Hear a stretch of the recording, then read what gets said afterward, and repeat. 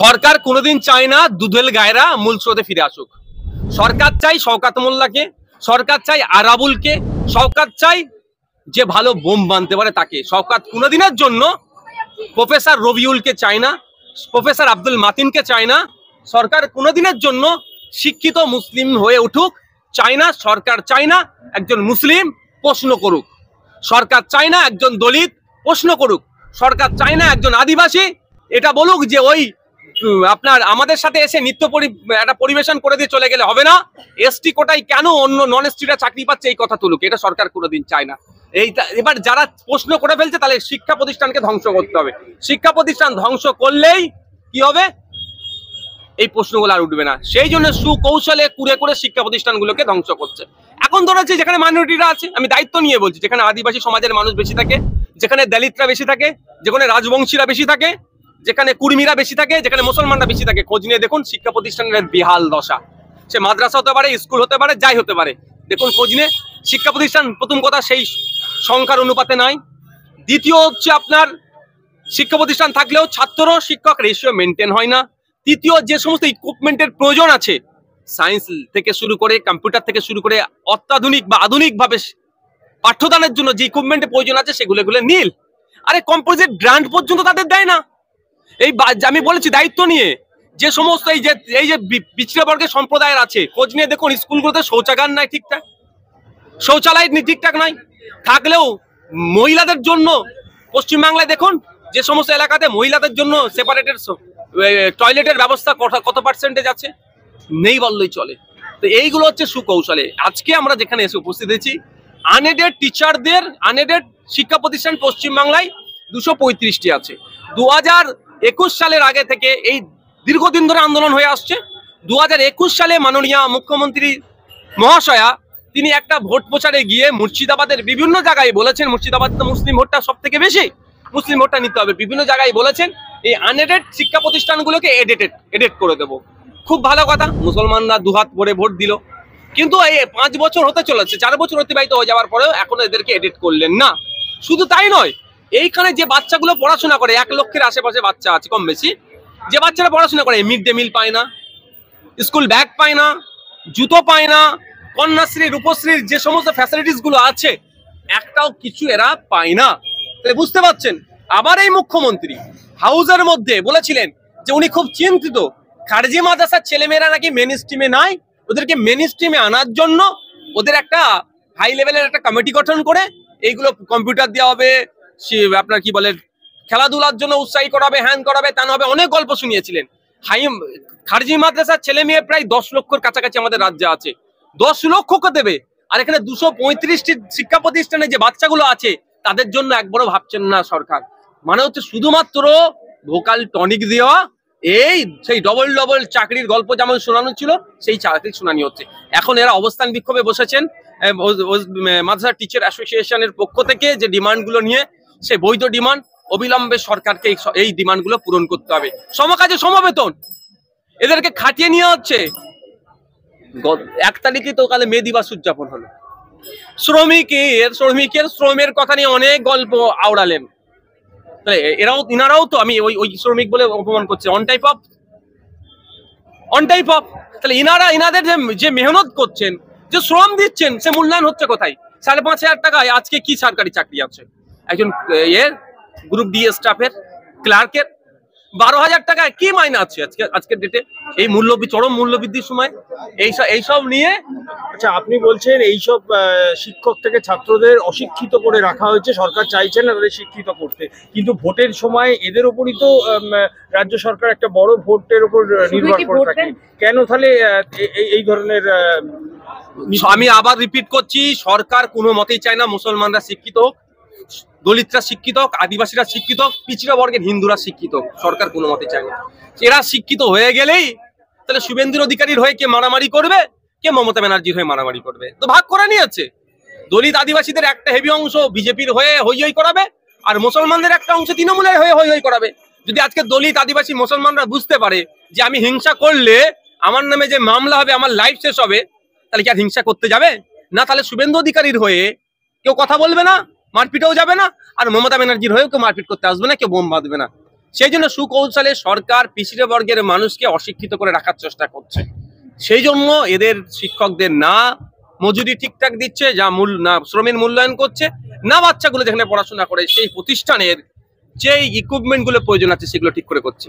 আচ্ছা, এরা লড়াই আন্দোলনের মধ্যে দিয়ে দাবিটা সরকারের থেকে নিতে চায়, কিন্তু সেভাবে এখনো পর্যন্ত এদের আন্দোলন দানা বাঁধেনি। সেক্ষেত্রে কি আদালতের দ্বারস্থ হওয়া উচিত, নাকি শুধু রাস্তায় বসে থাকলে? দুটোই, আমি দুটো আদালতের বলেছি আজকে। আইনের বিশেষজ্ঞ যারা আছে তাদের সাথে কথা বলে হকের জন্য লড়াই হবে এবং মাঠে ময়দানে লড়াই হবে। মাঠে ময়দানে লড়াইটা হচ্ছে বেশি ইফেক্টিভ হবে। হ্যাঁ, গণতান্ত্রিক প্রক্রিয়ায় শান্তিপূর্ণ ভাবে লাগাতার আন্দোলন চালিয়ে যেতে হবে। আপনি যে বলেন দানা বাঁধেনি, বিন্দু বিন্দুতেই সিন্ধু পরিণত হয়। আজকে এটা দেখেছেন, আজকে স্টেজে নওশাদ সিদ্দিকীকে দেখেছেন। আগামী দিনে স্টেজে বাংলার অলিতে গলিতে যারা বিভিন্ন সামাজিক আন্দোলন, রাজনৈতিকভাবে যারা অন্যায়ের বিরুদ্ধে কথা বলে, আমি আপনাকে কথা দিয়ে যাচ্ছি স্টেজে আমি হাজির করব তাদেরকে। আচ্ছা, আমি কথা দিয়ে যাচ্ছি এখানে হাজির হতে হবে। এটা শুধু একটা রাজনৈতিক দলের লড়াই নয়, এটা আইএসএফ এর লড়াই নয়, এটা সমাজের লড়াই। সমাজের প্রতিটি সেক্টরের মানুষকে স্টেজে হাজির হতে হবে। আচ্ছা, এই বিন্দু বিন্দুকে সিন্ধু করতে কি এই ছাত্রদের বা তাদের অভিভাবকদের আনার কথা বলছেন? আমি বলেছি তো, প্রয়োজনে অভিভাবকদেরকেও রাস্তায় নামতে হবে। প্রয়োজনে যে ছাত্রটা কম্পিউটার এডুকেশন পাচ্ছে না তাকেও প্ল্যাকার্ড ধরে রাস্তায় নামতে হবে। সে বাচ্চাটা বলবে আমি শিক্ষা প্রতিষ্ঠানে আমার কম্পিউটার এডুকেশন আমার প্রয়োজন আছে, আমাকে কম্পিউটার প্রোভাইড করা হোক আমার স্কুলে। সেই ছাত্রটি বলবে ডিজিটাল ক্লাসরুমের প্রয়োজন আছে আমার, আমি পাচ্ছি না, আমার স্কুলে ডিজিটাল ক্লাসরুম দেওয়া ব্যবস্থা করা হোক। সেই ছাত্রটি রাস্তায় নামবে, প্ল্যাকার্ডে লিখে রাখবে আমারও মিড ডে মিলের প্রয়োজন আছে, আমিও এক বেলা মিড ডে মিল খেতে চাই, আমার স্কুলে নাই, আমার ব্যবস্থা করো। সেই ছাত্রটি বা সেই মেয়েটি, সেই কন্যাটি প্ল্যাকার্ড ধরে রাস্তায় নামবে, লিখবে আমার ব্যাগের প্রয়োজন, আমার জুতোর প্রয়োজন, আমার এই যে কন্যাশ্রী রূপশ্রী বা যেগুলো যা আছে এগুলো প্রয়োজন আছে, আমাকে প্রোভাইড করা হোক।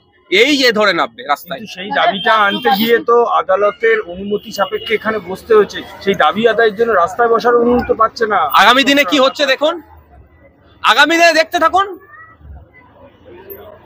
গণতন্ত্র যখন আমাকে অপশন দিয়েছে প্রোটেস্ট করার, আমি প্রোটেস্ট করব। গণতন্ত্র আমাকে অপশন দিয়েছে লিগাল ব্যাটেল। বোথ সাইড আমরা স্ট্রং হই লাগবো। আজকে সূত্র হয়েছে, এটা আগামী দিনে বিক্ষোভে পরিণত হবে। রাজ্য বাজেটে বরাদ্দ করা হয় মাদ্রাসা স্কুলগুলিতে, কিন্তু সেক্ষেত্রে এটা অবস্থানে বসতে হচ্ছে। সেটা তো অবাক। 5,500 কোটি টাকা মতো, 5,500 কোটি টাকা এই বছরে ফিনান্সিয়াল ইয়ারে ফর দ্য ইয়ার 2025 and 2026 এর জন্য বরাদ্দ করা হয়েছে। আর দেখুন, আর মাদ্রাসার টিচাররা প্রতিভা বর্মনও আছে আমাদের, আর আমাদের আবু সিদ্দিকও আছে। আমি হিন্দু মুসলমানের ক্লাসিফিকেশন করছি না, বোঝানোর জন্য বলছি। একজন কোচবিহার থেকে এসেছে, তো একজন হুগলি ফুরফুরা সিট থেকে এসেছেন, একজন হাওড়া থেকে এসেছেন, তো একজন দিনাজপুর থেকে এসেছেন। তাদের কি অভিযোগ? যে এই বাচ্চাদের মিড ডে মিল পাচ্ছে না, বইপত্র পাচ্ছে না, আপনার শিক্ষা সামগ্রী পাচ্ছে না, একটা অভিযোগ। আর একটা অভিযোগ হচ্ছে পরিকাঠামোর অভাব শিক্ষা প্রতিষ্ঠানে, আর সাথে সাথে আরেকটা গুরুত্বপূর্ণ অভিযোগ যে তাদের সাম্মানিক দেওয়া হচ্ছে না। তাহলে এই 5,500 কোটি টাকা বরাদ্দ করে কোথায় যাচ্ছে? অমুকের আপনার বেডের নিচে যাচ্ছে, না তমুকের কাজে লাগাচ্ছে?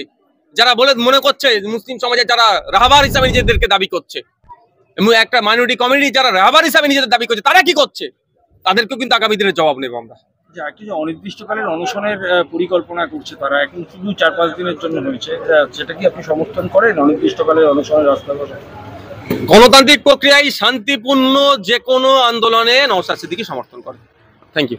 আমাদের শাসক দলের অনেকই এমএলএ এমপি মন্ত্রীও রয়েছে সংখ্যালঘু, তারা এই মাদ্রাসা নিয়ে কোনো কথা বলছে? তাতে একটা কথা বলার ক্ষমতা আছে, একটা শব্দ খরচ করার ক্ষমতা আছে।